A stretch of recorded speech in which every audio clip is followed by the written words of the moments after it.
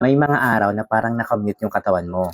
Pero ayaw mo pa rin sumuko. Hindi ito tungkol sa bisa, ito yung tungkol sa pagbangon mo ng sigla. Sa unang tikim ko pa nga lang, ramdam ko na yung tapang ng kape. Alam mo kung bakit? Hindi to basta candy ha. Grabe, iba talaga yung amoy niya. Super ang bango niya talaga. Ito ang Hammer Coffee na mayroong ginseng. Grabe, ang sarap niya talaga.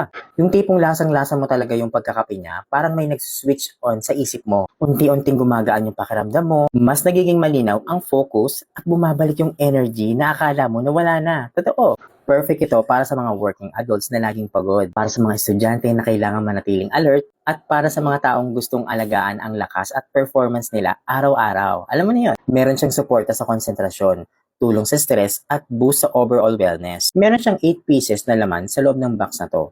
Hindi siya mabigat sa pakiramdam, hindi overwhelming, sakto lang para makasabay ka ulit sa ritmo ng buhay.